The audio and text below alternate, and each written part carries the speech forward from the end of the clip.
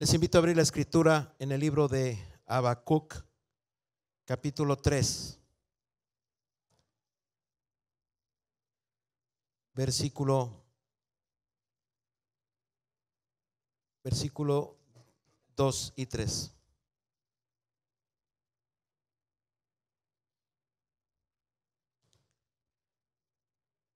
El tema de esta mañana se titula Hazlo de nuevo, Espíritu Santo. Y yo espero que sea también parte de nuestra conclusión en esta tarde. Y está inspirado en dos pasajes. Uno es el de Ezequiel 37, que fue la primera lectura, y también en la oración de Habacuc, como un deseo profundo para nosotros. Dice la palabra Habacuc 3, versículo 2 y 3. Oh Jehová, he oído tu palabra y temí. Oh Jehová, aviva tu obra en medio de los tiempos. En medio de los tiempos, hazla conocer. En la ira acuérdate de la misericordia. Dios vendrá de Temán y el santo desde el monte de Parán. Su gloria cubrió los cielos y la tierra se llenó de su alabanza. Está tan bonito que lo voy a seguir leyendo. Y el resplandor, dice, fue como la luz. Rayos brillantes, dice, salían de su mano. Y ahí estaba escondido su poder. Señor, exponemos hoy tu palabra y anhelamos que seas tú, Señor, hablando a nuestra vida y a nuestro corazón. Señor, habla de una manera especial a nuestra vida y cumple el propósito y la palabra que se le ha dado a esta congregación a través de su historia. Lo pido en el precioso nombre de Cristo Jesús, Señor nuestro. Amén. Amén. A veces es importante conocer un poco la historia. La historia nos ayuda a comprender nuestro presente y nos permite construir de alguna manera también un futuro mejor, siempre con la ayuda de Dios, por supuesto. Y en los años 60, la Iglesia Metodista de México, estábamos organizados en dos conferencias, norte y sur.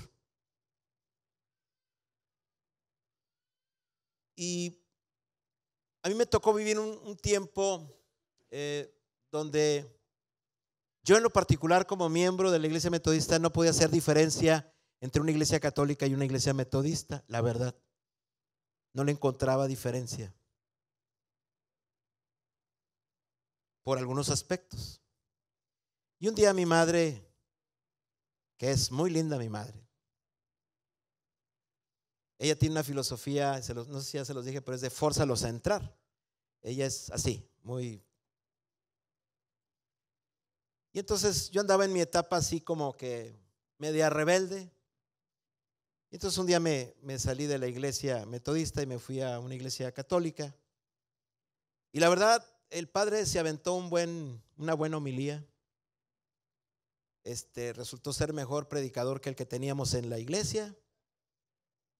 Y yo llegué con altanería ahí con mamá y le dije, oye, pues yo creo que, ¿de dónde vienes? Le dije, vengo de catedral. ¿Cómo que de catedral? Ese día me excomulgó de la familia y me quitó la herencia, etcétera, etcétera, etcétera. Pero lo que quiero resaltar es que la rebelión no es buena, primeramente. Chicos, no sean rebeldes con sus papás. No es buena la rebelión. La otra es que en medio de mi rebelión, a lo mejor pude detectar algo. Cuando mi mamá dice, es que no es igual. Dije, es que es lo mismo. Dijo, no es igual. Dije, pues yo no noté diferencia. Y creo que eso es clave. Cuando alguien no puede hacer diferencia entre una doctrina y otra, entre una iglesia y otra. Mi afán no es juzgar ni condenar una iglesia, sino simplemente le estoy hablando de mi situación espiritual, que yo no podía discernir lo que estaba bien, lo que estaba mal. En los años 60 creo que mucho de la vida espiritual, claro, siempre sus honrosos remanentes, por supuesto, pero creo que en términos generales lo que a la gente le importaba era no ser simplemente católicos, sino que teníamos que ser protestantes. Y como que eso era una garantía.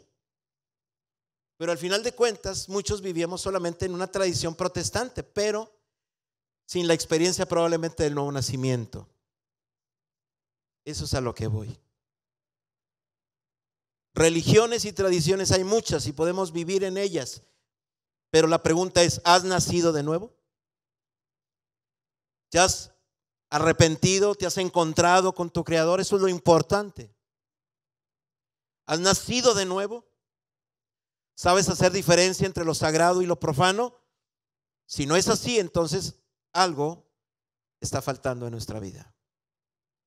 Y en los años 60, mucho de esto sucedía en la Iglesia Metodista de México. En ese tiempo, nuestras autoridades solicitaron los servicios de una consultora en desarrollo organizacional, porque estábamos en una crisis.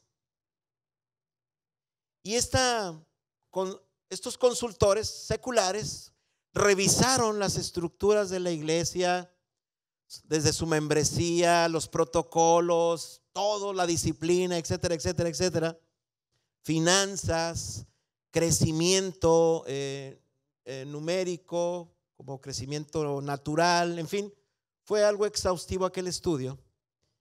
Y cuando terminan y entregan el dictamen, fue el siguiente. Ellos dijeron: estamos sorprendidos de que ustedes todavía estén con vida como organización, porque están muertos. Así les dijeron. ¿Cómo que estamos muertos? Sí, dicen, no entendemos por qué siguen todavía como organización con vigencia en el país. O sea, ustedes están en estado de coma.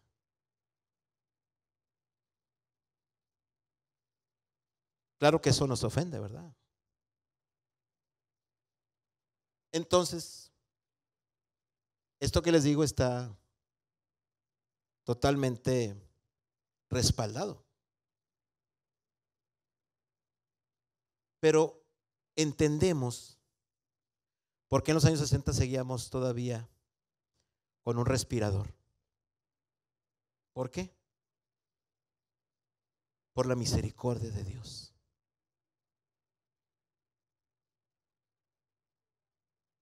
Su gracia. Su gracia nos sustenta a pesar de nosotros. Dios nunca llega tarde. En el año de 1973, en el mes de febrero, para ser más exacto, si no mal recuerdo, Dios tuvo misericordia de la Iglesia Metodista de México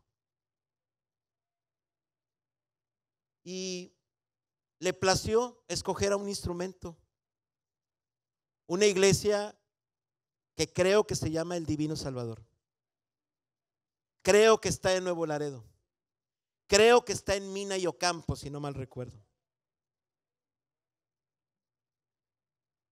Si no mal recuerdo, estamos cumpliendo 45 años de esa experiencia.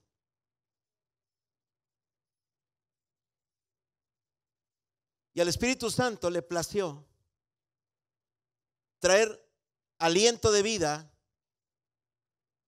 sobre una iglesia agonizante. Hablo en el término general.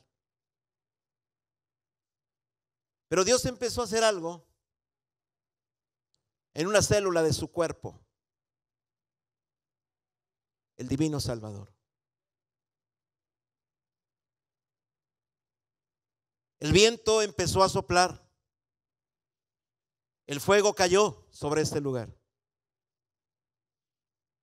Fue tal lo que se vivió aquí, lo que se llegó a escuchar de lo que se vivió aquí, del resultado del liderazgo que Dios levantó aquí, del mover de Dios, que este pequeño tizón que empezó a arder, empezó a contagiar a Coahuila, a Nuevo León, a Durango, a Chihuahua. Y se empezó a extender el fuego. Fuego que quisieron apagar los bomberos aquí en algún culto, cuando veían en la torre de la iglesia que estaba en llamas. Llegaron la unidad de bomberos y no había fuego. Pero había algo que salía de la torre de este santuario. El fuego de Dios, el altar de Dios había sido encendido aquí. Un fuego que no puede encender el hombre. No es un fuego que se enciende humanamente. No es con un cirio, con una vela, con un buen deseo, con un plan, con una actividad de relaciones humanas o todo lo que sabemos y hacemos. No. El fuego de Dios solamente lo puede encender Dios. Y ese es el fuego que buscamos, no un fuego extraño, sino el fuego de Dios.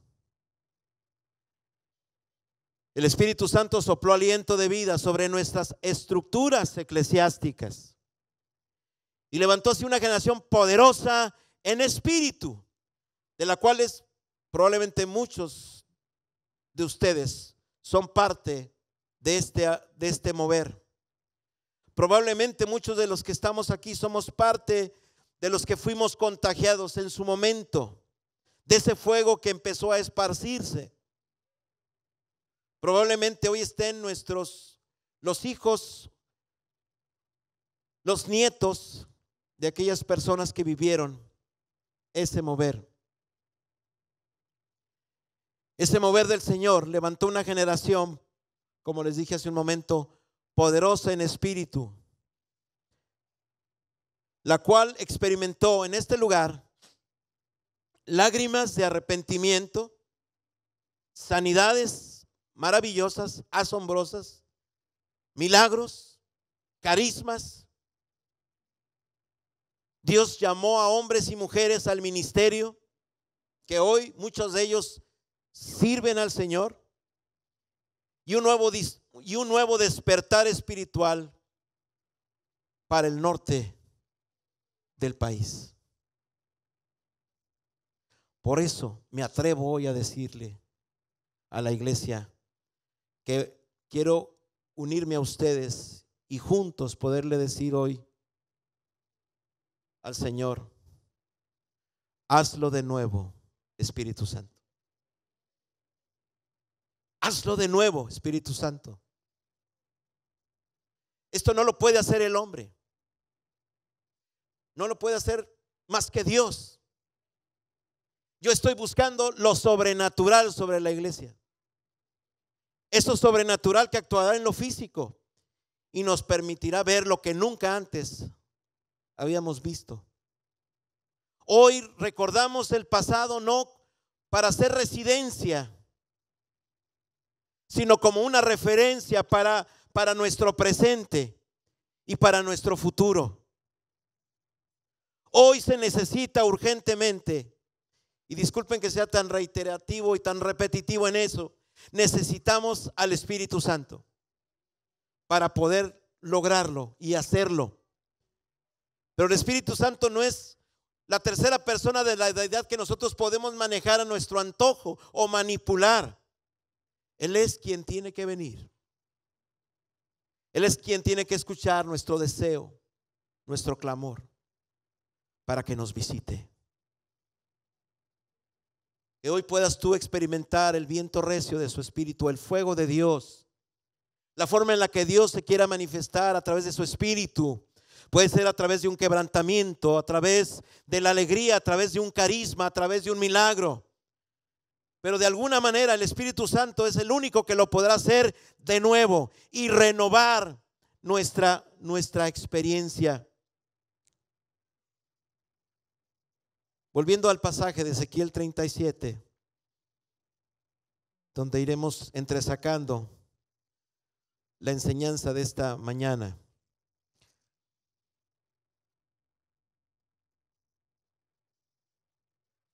Ezequiel, el profeta Ezequiel, era un sacerdote y era un vidente, una persona que Dios le hablaba. Un hombre que fue llevado en cautividad. En el año 30 aproximadamente él también comienza diciendo que así él estaba precisamente bajo cautiverio. Pero en el capítulo 37 él experimenta algo sobrenatural. Dice que la mano del Señor vino sobre él. Dice, y me llevó en el espíritu de Jehová. Y me puso en medio de un valle que estaba lleno, dice, de huesos. De estar él en cautividad en Babilonia, lo que está diciendo el pasaje es que lo lleva el Señor en el espíritu, lo traslada a un valle de huesos secos. Ese valle de huesos secos es el valle de Judá, donde los ejércitos de Babilonia exterminaron a muchos de los hermanos y de los ejércitos de Israel, los que se enfrentaron precisamente para defenderse de la cautividad. Y ahí en ese valle en Judá, Ezequiel es llevado a un valle de desolación. Es un lugar que está saturado de huesos de sus hermanos. Ahí hay guerreros, ahí hay familias, ahí hay gente inocente. Y él tiene que caminar en medio de ellos. Y aquellos huesos, dice el versículo 2, eran secos y en gran manera. Y la pregunta del Señor es, ¿vivirán estos huesos? Y ahí es donde Ezequiel y donde tú y yo no nos queda más que responder, Señor, solamente tú lo sabes. Señor, ¿lo harás de nuevo entre nosotros? Señor, podremos ver una visitación nuevamente como nunca antes. Solo tú lo sabes, Señor. Pero yo puedo decirte, hazlo de nuevo, Espíritu Santo. Dice la palabra que entonces el Señor le dice, quiero que profetices sobre estos huesos y diles, oíd huesos secos, oíd la palabra del Señor, así ha dicho Jehová. A estos huesos yo haré entrar espíritu y van a vivir. Voy a poner tendones, carne y piel. Y pondré también espíritu y vivirán y sabrán que yo soy Jehová. Ese fue el sermón que le encargó el Señor a Ezequiel. Eso es lo que vas a decir, eso es lo que vas a profetizar, es lo que vas a predicar. Y él empieza a predicar, a profetizar como le fue mandado. Y dice que mientras empezó él a profetizar, empezó a haber un gran ruido, un temblor. Y entonces empieza a desarrollar algo sobrenatural. Los huesos empiezan a juntar como si fueran un rompecabezas. Hay una fuerza sobrenatural que les permite empezar a unirse y a encontrarse con el hueso correcto, porque Dios es un Dios de orden. Y dice que mientras ese temblor y mientras él profetizaba la palabra, los huesos empezaron a juntar. y después empezaron a formar los tendones, y después viene la carne, y después el recubrimiento a través de la piel. Qué fotografía más descriptiva la que pudiéramos hoy imaginar en esto. Ahora podemos ver la identidad de los que habían caído en batalla. Podíamos ver, calcular su edad, si eran hombres, si eran mujeres, si eran niños, si eran jóvenes. El Israel que había caído en manos del enemigo. Es un valle desolado. Creo que nada nos debe de aterrorizar más la ausencia de vida. Ahora hay un rostro.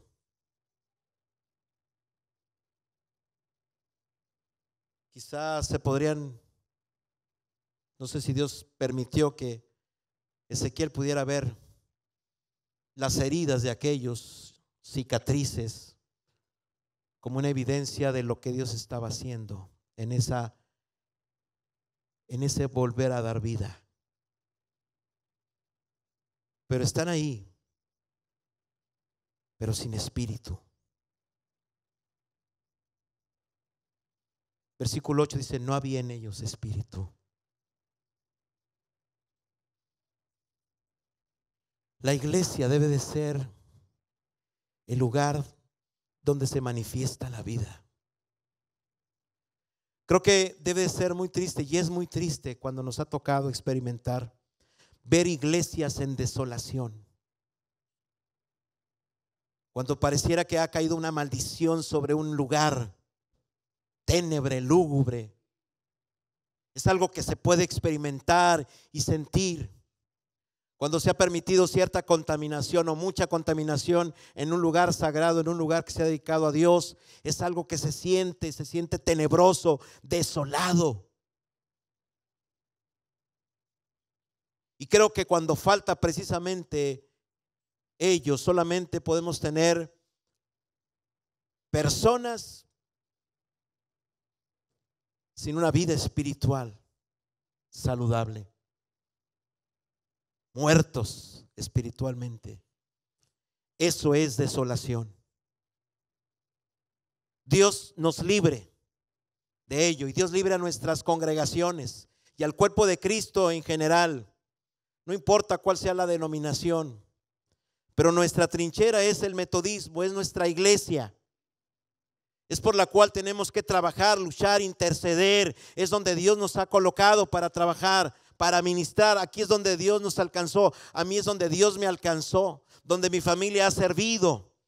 Pero lo que hizo mi familia ya lo hicieron. Ahora importa lo que yo puedo hacer en el Señor y lo que yo puedo enseñarle a mi familia, a mis hijos.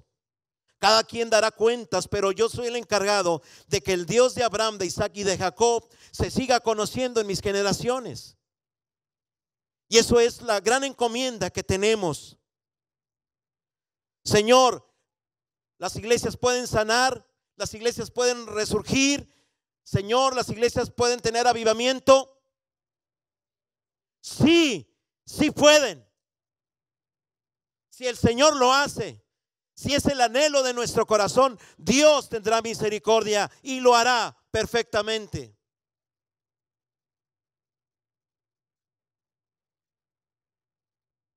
A veces tenemos que profetizar y tomarnos de la palabra del Señor. No es la profecía que nace en el corazón,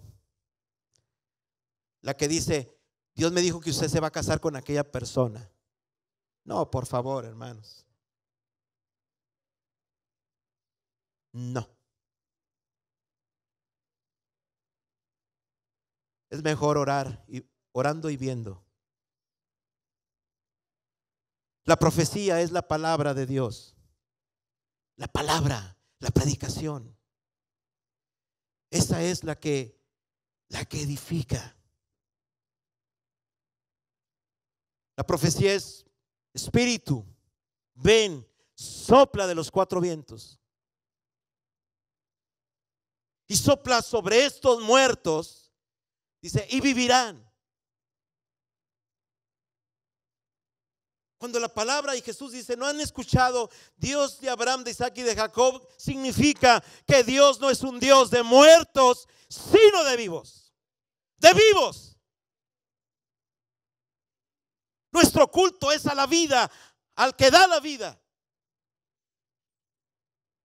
Eso es lo maravilloso. Esa es nuestra herencia. Si hoy tú estamos aquí y tenemos vida, es por Dios. Todas las cosas fueron creadas por Él y para Él, dice Colosenses. Él es el sustentador de la vida. Cada minuto que pasa es un milagro en nuestra propia vida, porque Cristo profetizó sobre nosotros, puso aliento de vida desde Adán. Y ese hálito de vida sigue en nosotros. Se sigue manteniendo, sosteniendo por su gracia y su misericordia. Tú y yo somos la mejor evidencia de que somos un Dios de vivos y no de muertos. Y cuando profetizó correctamente, para edificar, consolar y exhortar, entonces el Espíritu, entró Espíritu en ellos, dice el versículo 10, y estuvieron en sus pies un ejército grande en extremo.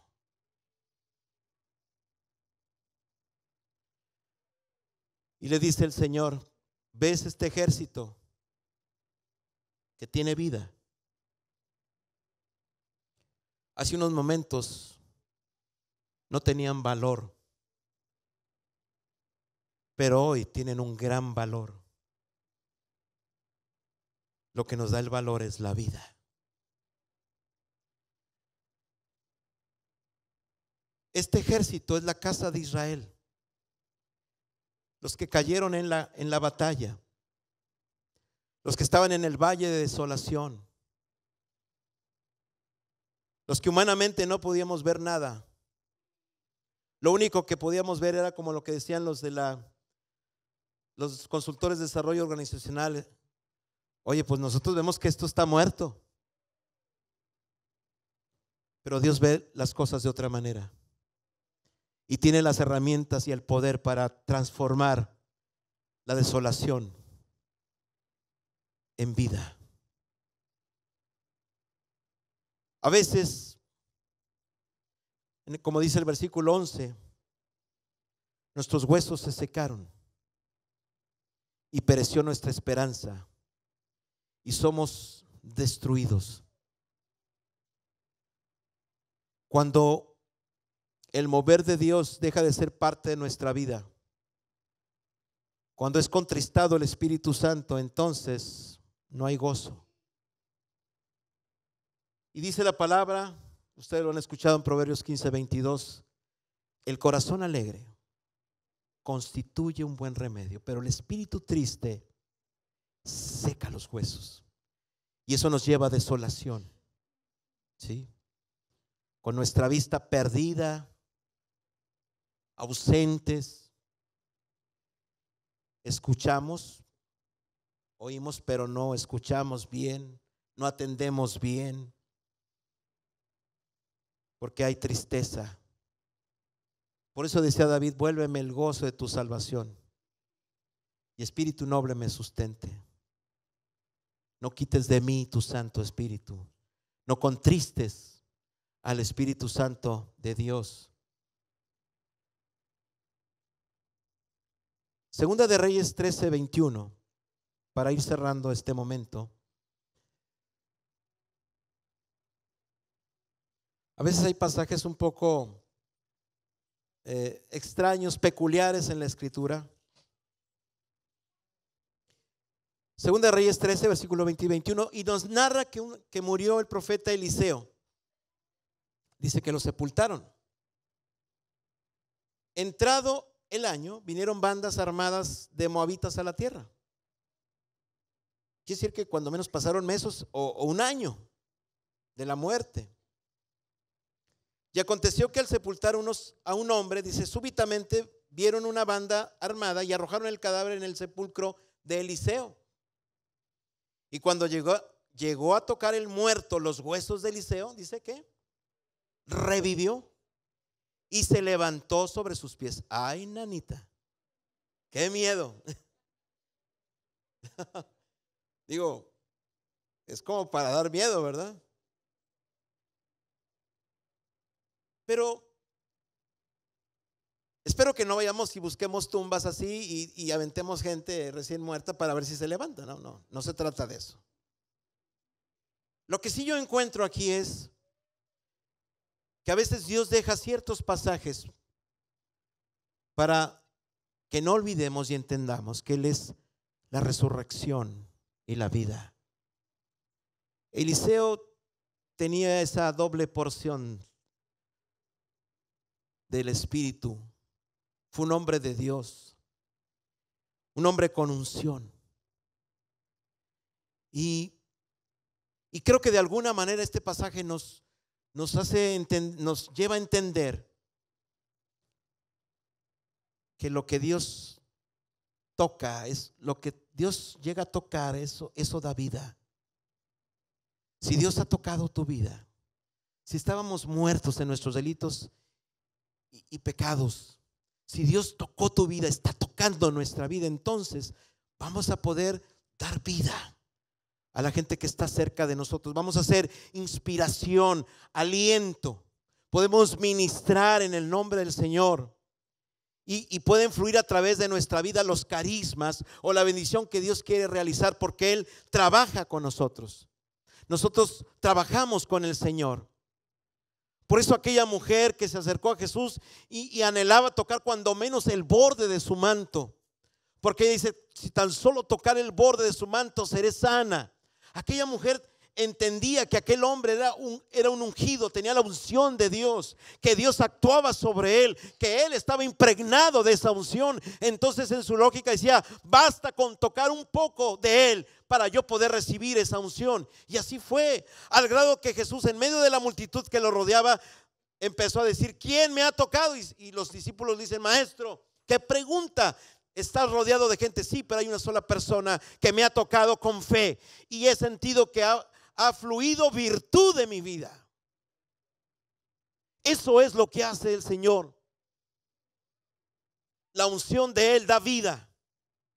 La unción que estuvo en Elías, esa unción para resucitar al hijo de la viuda. Dice el libro de Hebreos, y a mí me asusta lo que dice ahí, porque dice que uno de los rudimentos de la fe es la resurrección de los muertos. Es decir,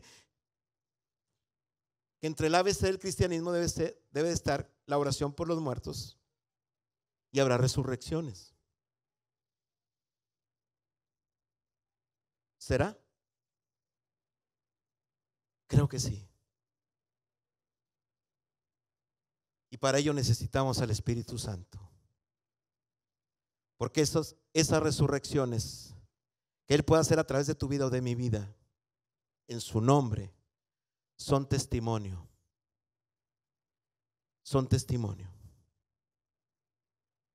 Activemos la medida de fe que Él ha puesto en nuestro corazón. Mateo 27, 51 al 53. Este pasaje que acabamos de leer de Ezequiel dice que cuando se profetiza empieza a haber un gran ruido, un gran estruendo y un temblor. Algo está pasando. Y en Mateo 27, del 51 al 53, es en el momento en que Jesús entregó el Espíritu, dice el versículo 50. Está en la cruz. Entregó el Espíritu. Ese aliento que dio vida. Ese aliento que también Él transmitió a sus discípulos cuando les dijo y sopló en ellos, dijo: recibid el Espíritu Santo. Cuando Él entregó el Espíritu, Él está precisamente en el valle, en un valle de la desolación. Ahí en la escoria de las afueras de Jerusalén, en los basureros, en la ajena, ahí donde se trituraban los huesos, la inmundicia, en un valle de desolación, ahí en el monte Gólgota, en el monte de la calavera, su vida fue levantada en la cruz del Calvario. Lo que Jesús puede ver es desolación. Es la muerte espiritual de Jerusalén, pero también la muerte espiritual del mundo.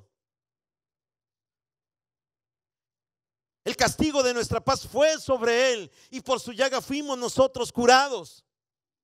Ahí estuvo desde las 9 de la tarde hasta las 3 de la tarde en la crucifixión, en una muerte horrenda. Pero los sufrimientos de él habían empezado un día antes, desde su oración en Getsemaní, cuando sus vasos capilares literalmente estallaron y empezó a derramar sangre mezclado con sudor. Fue el lugar donde entró en una tristeza y melancolía, donde dijo: mi alma está muy triste hasta la muerte. Ahí es donde experimentó la traición, donde experimentó el abandono, donde él experimentó la injusticia. Él verdaderamente estaba caminando en el valle de los huesos secos de nuestra necesidad, en el valle de la desolación. Pero ahí en ese valle de la desolación pudo exclamar: Padre, perdónalos, porque no saben lo que hacen. Es ahí en ese valle donde él paga el mayor precio que ningún hombre ha pagado por una vida. Y él no solamente pagó por una vida, sino pagó por la vida de todos los seres que él creó a través de la historia. Ahí en la cruz entregó el Espíritu, profetizó. Y fue de tan impacto su vida porque él fue el verbo que se hizo carne. La palabra habitó entre nosotros. Su vida era una predicación, era una palabra profética que se cumplía hasta la última letra ahí en la cruz del Calvario. Él es la profecía viviente. ¿Puedes entenderlo? Ahí se cumplió. Él está predicando, él está profetizando. Esa es la verdadera profecía. Y en ese valor se rasgó, dice, el velo del templo de arriba abajo. Y recordemos que el manto de Jesús, de una sola pieza, era de costura de arriba hacia abajo. La tierra tembló y las rocas se partieron. Lo mismo que experimentó Ezequiel. Y se abrieron los sepulcros. Versículo 52, y muchos cuerpos de santos que habían dormido se levantaron. La unción de él tocó cuerpos y huesos, carne, y se levantaron. Y después de la resurrección de Jesús vinieron a la ciudad, a la santa ciudad Jerusalén, y se aparecieron a muchos.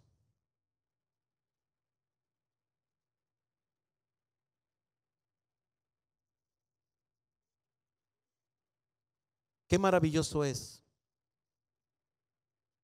poder encontrar ese paralelo con lo de Ezequiel, porque la escritura es cristocéntrica. Todo de alguna manera, en algún matiz, habla de Jesús o nos ilustra algo de lo que él haría y de lo que sigue haciendo. Quizá en este mover del Espíritu Santo en estos 45 años que todos estamos de alguna manera celebrando, es un mover de Dios, amada Iglesia del Divino Salvador. Es un mover de Dios que fluyó de aquí, nació de aquí. Es un privilegio. Y también quizá no supimos cómo administrar lo que a veces Dios nos da. Y también esto provocó grandes errores. Cuando perdemos la proporción y la dirección del Espíritu Santo. Y a veces hemos hecho guerras santas, una guerra santa, una cruzada entre nosotros mismos. Y empezamos a criticar a los que no tenían al Espíritu Santo, y los que no tenían se defendían que ya lo tenían. Y empezaron también a caer en abusos, en el manejo de los carismas espirituales. Y quizá en tantos errores contristamos al Espíritu Santo al caer en la trágica rutina y autosuficiencia. Pero en este año recordamos 45 años de visitación. Pero más que recordar, este es un llamado para aprovechar la madurez de estos años, para pedir un nuevo mover sobrenatural de Dios para este tiempo. Hoy necesitamos ver lágrimas de arrepentimiento. Hoy vemos muchas lágrimas de dolor, de frustración, de desolación. Y es correcto. Tenemos que expresar cada sentimiento con alguna lágrima en especial. Pero el mover de Dios y que el Espíritu Santo lo haga de nuevo, una de las grandes evidencias será las lágrimas de arrepentimiento. Lágrimas de reconciliación y de búsqueda al Señor. Sé que eso se puede lograr rindiendo a nuestra voluntad y dejándonos guiar por el Espíritu Santo. Creo firmemente que lo mejor está aún por venir. ¿Qué es lo que tú quieres para esta amada iglesia? ¿Qué es lo que tú deseas para tus hijos? ¿Qué es lo que tú deseas para tus nietos? ¿Qué es lo que deseamos para nuestra ciudad? ¿Qué es lo que deseamos como parte del cuerpo de Cristo? Yo al menos deseo, y me estoy invitando, a que no falte el fuego de Dios en este lugar. El fuego que Dios enciende. Que no falte la oración, el espíritu de gracia y de oración, como dice Zacarías. Pero también que no permitamos que la ausencia del Espíritu Santo en nuestra vida, que no hagamos abismos con el Espíritu Santo, porque entonces nuestros huesos se secarán y perderemos toda esperanza. Yo creo que a nadie le gustaría ser prisionero, estar en una cárcel. ¿A alguien le gustaría estar en una cárcel? A ver, levanten su mano.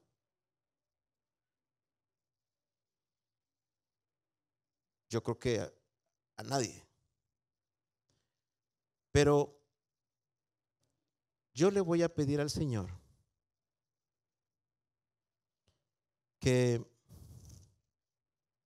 los meta a la cárcel a todos. ¿Saben por qué?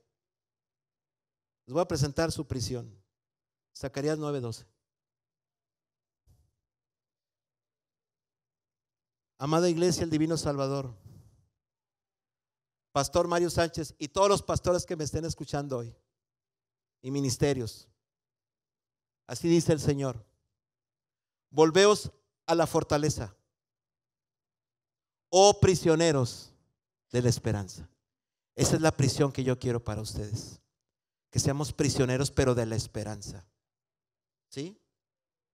Hoy también os anuncio que os restauraré el doble. A veces nos hacen creer que las prisiones van a restaurar y van a readaptar. No, eso no es cierto. Pero esta prisión sí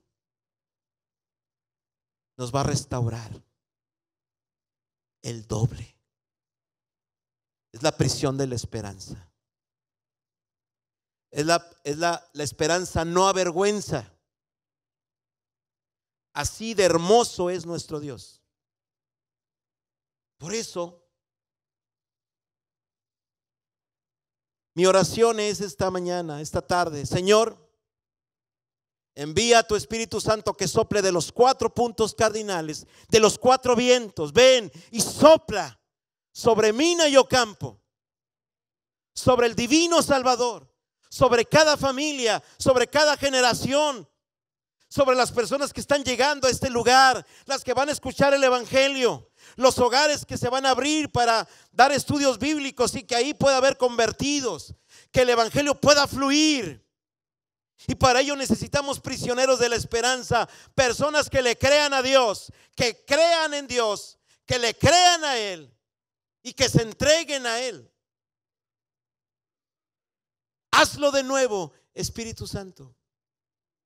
Hazlo de nuevo.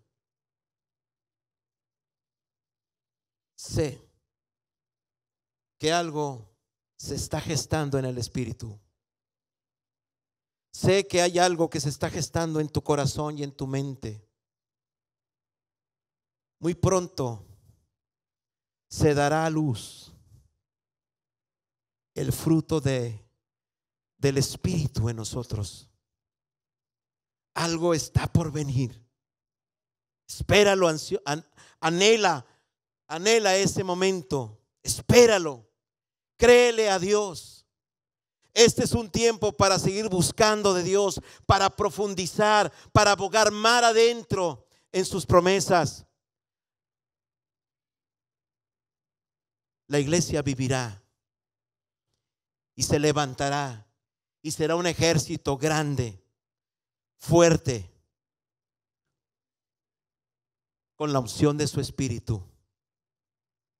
Y tú y yo, en el Señor, todo lo que lleguemos a tocar dará vida. Y veremos el fruto tan anhelado. Por un nuevo mover espiritual, sobrenatural, en este lugar.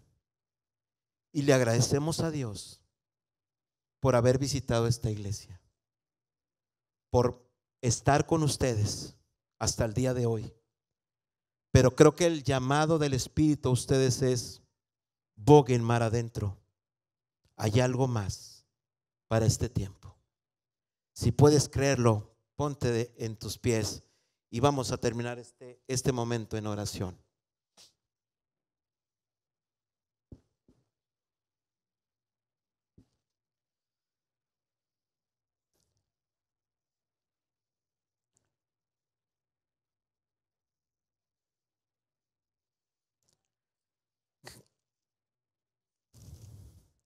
Efesios 1, 19 y 20.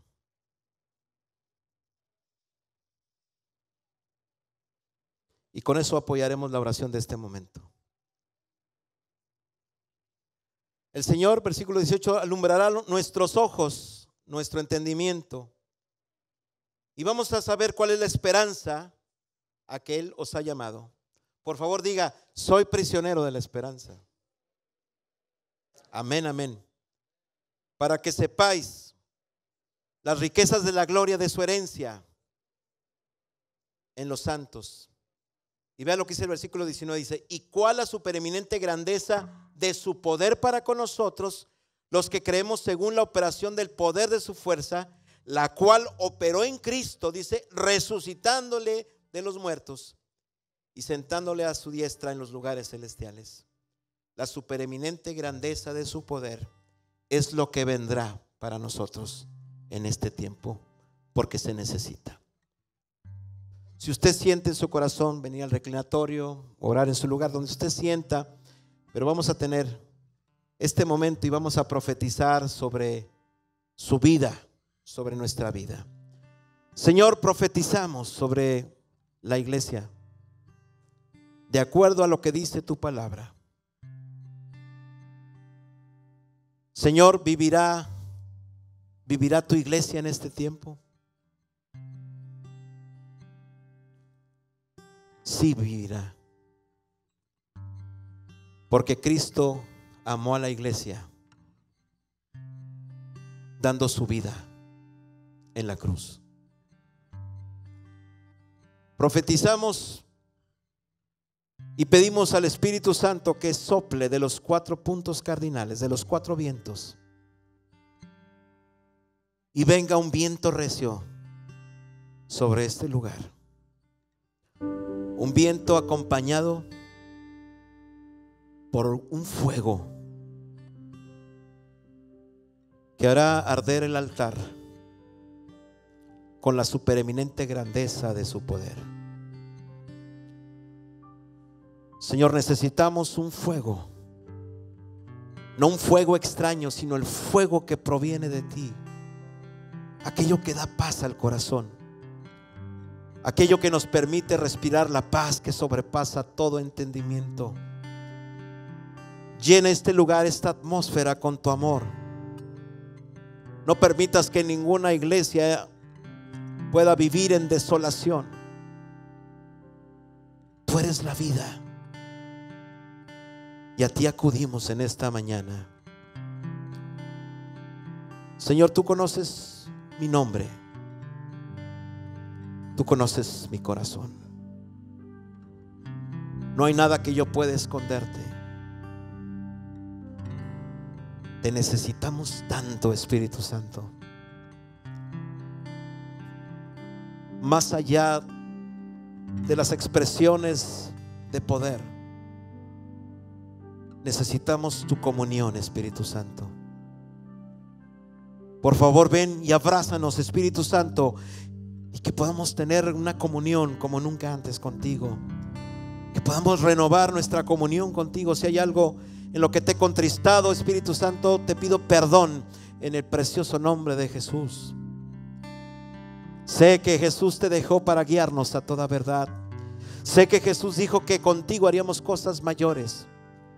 Sé que dijo Jesús que no estaríamos solos, que enviaría al Consolador. Y sé que tú eres quien da el consuelo a la iglesia. Hoy, Señor, te damos gracias por esos, porque hace 45 años hiciste cosas tremendas aquí, y un fuego que recorrió, Señor, carreteras y llegó a diferentes estados de la República. A ti la gloria y la honra.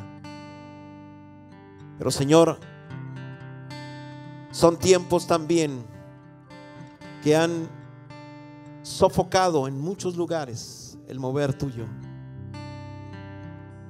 Espíritu Santo, hazlo de nuevo.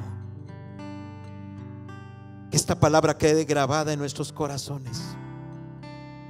Que en esta hora, Señor, toques nuestra vida, nuestro ser. Aviva tu obra, Señor, en medio de los tiempos. En medio de los tiempos, hazla conocer. Señor, te necesitamos tanto, tanto, tanto, que por eso clamamos a ti. Como el siervo brama por las corrientes de las aguas, así clama por ti, oh Dios. El alma mía, mi alma tiene sed de ti, del Dios vivo. Señor, bautízanos. Y pedimos, Señor, que la supereminente grandeza de tu poder se manifieste. Sopla de los 4 vientos y llena esta casa. Toca vidas y corazones. Señor, si hay algo que está muriendo en nuestra vida, que el poder de la resurrección de Jesucristo se manifieste.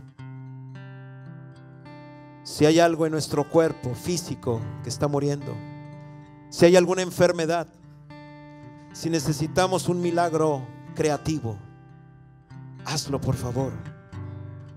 Si alguien ha sido desahuciado, que hoy el poder de la resurrección lo levante para tu honra y tu gloria. Si algo ha afectado tendones, si algo ha afectado nuestra carne, si algo ha afectado nuestra piel, si hubiese algún cáncer, si hubiese algún problema en nuestra circulación, en mi aparato respiratorio, en mi sistema neurológico, Señor, en el precioso nombre de Jesús, manifiéstate en sanidad, y que el poder de la resurrección sea notorio en esta mañana, Padre Celestial. Que haya testimonios, Señor, y evidencias de tu mano de poder en estos tiempos, donde eres tú quien toca directamente, Señor, quien hace el milagro. la señal y el prodigio. Señor, si hubiese problema en huesos, tú recrearás los huesos que se han abatido. Endereza columna, endereza nuestros pies, cadera. Señor, te pedimos, Padre Celestial, que sanes, Señor, cualquier problema de cáncer en la piel, de cáncer en pulmones. Señor, si hay alguien que se le ha detectado un problema en su sangre, Señor, ¿qué es lo que me estás mostrando en este momento? Pido que esa persona, en el precioso nombre de Jesús, sea lavado con tu preciosa sangre y transformes, Padre Celestial, ese mal en bien. Toda leucemia en el nombre de Jesús sea quitada ahora en el precioso nombre de Jesús. El anhelo también de tener vida, de tener familia, también en el precioso nombre de Jesús. Hoy te rogamos, Señor, que escuches la oración y la petición de toda mamá y de todo padre que hoy buscan, Señor, la bendición también de un hijo. Hoy, Señor, la preocupación también que tenemos por aquellos que no están entre nosotros, que nos preocupan. Hoy también te rogamos que hagas un milagro y nos transformes en prisioneros de la esperanza, porque la esperanza en ti no avergüenza. Señor, bautízanos con tu amor. Quita toda pesada carga, quita toda desolación.